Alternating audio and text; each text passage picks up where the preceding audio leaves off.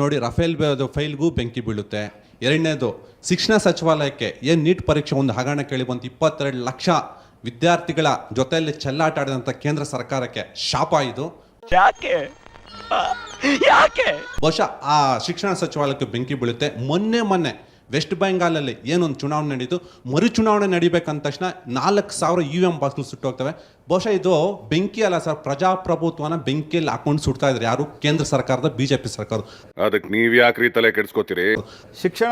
ಶಿಕ್ಷಣ ಸಚಿವಾಲಯದಲ್ಲಿ ಎಲ್ಲಿಯೂ ಬೆಂಕಿ ಬಿದ್ದಲ್ಲೇ ಬೆಂಕಿ ಬೀಳ್ತದೆ ಅಂದರೆ ಅವ್ರು ಯಾರು ಬೆಂಕಿ ಹಚ್ತಾರ ಅಥವಾ ಬೆಂಕಿ ಹಚ್ಚೋ ವಿಚಾರ ಏನಾದರೂ ಇದೆ ಅಂತ ಅಲ್ಲ.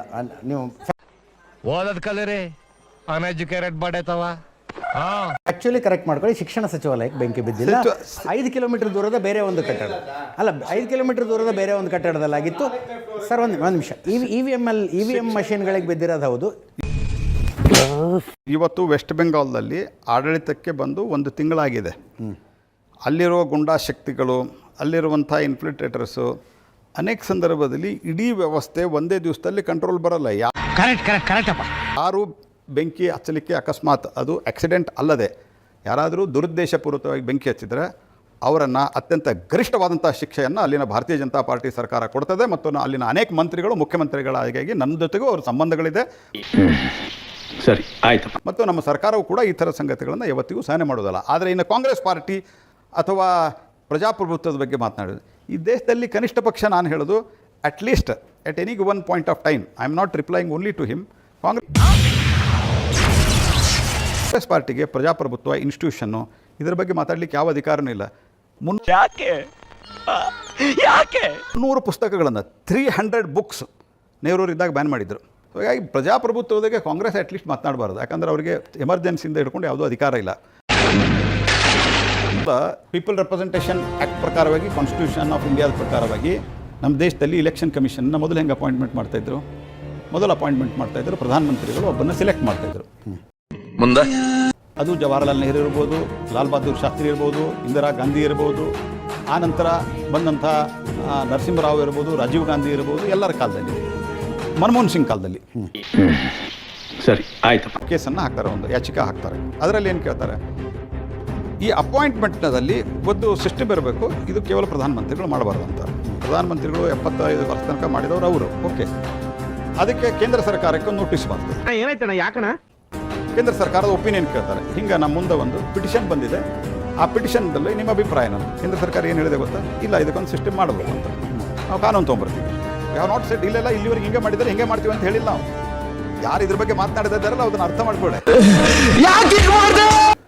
ನಮ್ಮಲ್ಲೂ ಒಂದು ಫೆನಾಮಿನಾ ಶುರುವಾಗಿದೆ, ಕಾಕ್ರೋಚ್ ಜನತಾ ಪಾರ್ಟಿ ಅಂತ. ಇಂಟರ್ನೆಟ್ನಲ್ಲಿ ಅದಕ್ಕೆ ಸಿಕ್ಕ ಟ್ರಾಕ್ಷನನ್ನು ತಾವು ಗಮನಿಸಿದ್ದೀರಿ. ಅದು ಫಿಸಿಕಲಿ ಭಾರತಕ್ಕೆ ಬಂದಿದೆ. ಇವತ್ತು ಈ ಪ್ರೋಗ್ರಾಮ್ ರೆಕಾರ್ಡ್ ಆಗ್ತಿರುವಾಗ ಸಾಯಂಕಾಲ ಬೆಂಗಳೂರಿನಲ್ಲಿ ಪ್ರೊಟೆಸ್ಟು ಇದೆ. ಇದರ ಹುಟ್ಟಿಗೆ ಕಾರಣ ಆಗಿದ್ದು ನೀಟ್ನಲ್ಲಿ ಆದಂಥ ಅಧ್ವಾನಗಳು, ಕ್ವಶನ್ ಪೇಪರ್ ಲೀಕ್. ಇದು ಡೇಂಜರಸ್ ಡೆವಲಪ್ಮೆಂಟ್ ಅಂತ ಅನಿಸ್ತಾ ಇದೆ ಸರ್ಕಾರದ ದೃಷ್ಟಿಯಿಂದ ನೋಡಿದ್ರೆ. ಡೌಟೇ ಇಲ್ಲ. ನಾನು ಒಂದು ಮಾತು ಹೇಳೋದು, ಇದರಲ್ಲಿ ಪ್ರೊಟೆಸ್ಟು ನೀಟ್ ಎಕ್ಸಾಮ್ ಬಗ್ಗೆ ಜಗತ್ತಿನ ಅತ್ಯಂತ ದೊಡ್ಡ ಪರೀಕ್ಷೆ ಅದು. ಅದರಲ್ಲಿ ಏನಾಗಿದೆ ಮತ್ತು ಮುಂದೆ ಆ ರೀತಿ ಆಗಲಾರದಂಗೆ ಭಾಳ ಕಟ್ಟುನಿಟ್ಟಿನ ಕ್ರಮವನ್ನು ನಾವು ತೆಗೆದುಕೊಳ್ತಾ ಇದ್ದೀವಿ. ನನ್ನ ಮೇಲೆ ಆಣೆ ಇಟ್ಟು ನನ್ನ ಮೇಲೆ ಆಣೆ ಇಟ್ಟು ಸಂವೇದನಶೀಲರಾಗಿದ್ದೇವೆ. ನಾನು ಮಕ್ಕಳಿಗೆ ಅಪೀಲು ಮಾಡ್ತೇನೆ, ತಲೆದಂಡ ಆಗಬೇಕು ಅಂತ. ಅಲ್ಲಲ್ಲ, who is answerable for this? No, that all it is going on, that's all it is going on. ಅದರೆಲ್ಲದರ ಬಗ್ಗೆನೂ ಸಂಪೂರ್ಣವಾದಂಥ ಒಂದು ತನಿಖೆ ಮತ್ತು ಜವಾಬ್ದಾರಿಯನ್ನು ಫಿಕ್ಸ್ ಮಾಡುವಂಥ ಕೆಲಸ ನಡೀತಾ ಇದೆ. ಈಗ ಗೊತ್ತಾಯ್ತು. ಆದರೆ ನಾನು ನಿಮ್ಮ ಮೂಲಕ ಮೊದಲು ಅಪೀಲ್ ಮಾಡೋದು, ಈಗ ನಾವು 21ಕ್ಕೆ ಮಾಡ್ತಾ ಇದ್ದೇವೆ. ಆ್ಯಕ್ಚುಲಿ ಮತ್ತೊಮ್ಮೆ ನೀಟ್ ಮಾಡಬೇಕಂದ್ರೆ it will take lot of time, because ಅದರದ್ದು ಹ್ಯೂಜ್ನೆಸ್ ಭಾಳ ಇದೆ. ಹಾಗಾಗಿ ನಾನು ವಿನಂತಿ ಮಾಡ್ತೇನೆ, ದಯವಿಟ್ಟು ಮಕ್ಕಳು, ನಿಮ್ಮ ಭವಿಷ್ಯ ಒಂದು ನೀಟ್ ಎಕ್ಸಾಮಿನ ಮೇಲೂ ಆಗಲ್ಲ ಮತ್ತು ನೀಟ್ ಎಕ್ಸಾಮ್ ಆಗ್ತದೆ. ಮತ್ತು ಹಾಗಾಗಿ ಆತ್ಮಹತ್ಯೆ ಯಾವುದಕ್ಕೂ ಪರಿಹಾರ ಅಲ್ಲ. ನಾನು ತಮ್ಮಲ್ಲಿ ವಿನಂತಿ ಮಾಡ್ತೀನಿ, ಧೈರ್ಯ ಉಳಿಸ್ಕೊಡ್ರಿ.